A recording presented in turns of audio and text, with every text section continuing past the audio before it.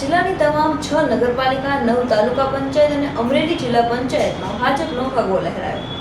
અમરેલી જિલ્લામાં પાલિકા અને પંચાયતનું પરિણામ જાહેર થતાં માત્ર 2 તાલુકા પંચાયતને બાદ કરતા બાકીની 16 સંસ્થા પર ભારતીય જનતા પાર્ટીએ પોતાનું વર્ચસ્વ સાબિત કર્યું હતું. જિલ્લાની તમામ 6 નગરપાલિકામાં ભાજપ વિજેતા બન્યું છે, જ્યારે 11માંથી 9 તાલુકા પંચાયત અને અમરેલી જિલ્લા પંચાયતમાં પણ ભાજપનો ભગવો લહેરાયો છે.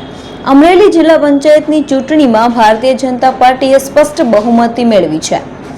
અહીં 34 બેઠકમાંથી 34 બેઠક ભાજપના ફાળે ગઈ હતી, જ્યારે કોંગ્રેસના ફાળે માત્ર 1 જ બેઠક આવી છે.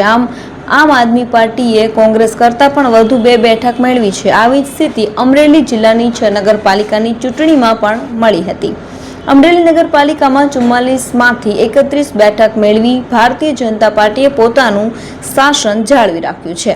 આવી જ રીતે બાબરા નગરપાલિકામાં પણ એકતરફી જનાદેશ જોવા મળ્યો હતો અને 24માંથી 22 બેઠક ભાજપના ફાળે ગઈ હતી, જ્યારે સાવરકુંડલા નગરપાલિકામાં કોંગ્રેસને 11 અને ભાજપને 25 બેઠક મળી હતી. નવી બનેલી ધારી નગરપાલિકામાં કોંગ્રેસના સુપડા સાફ થઈ ગયા હતા અને 1 પણ બેઠક ના મળી હતી,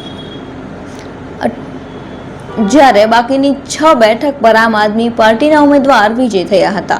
દામનગર પાલિકામાં પણ આમ આદમી પાર્ટીએ 5 બેઠક મેળવી છે, જ્યારે કોંગ્રેસને 2 અને ભાજપને 17 બેઠક મળી છે. જિલ્લામાં યોજાયેલી 11 તાલુકા પંચાયતની ચૂંટણીમાંથી ભારતીય જનતા પાર્ટીએ 9 તાલુકા પંચાયતમાં સ્પષ્ટ બહુમતી મેળવી છે, પરંતુ લીલિયા તાલુકા પંચાયતમાં કોંગ્રેસને બહુમતી મળી હતી.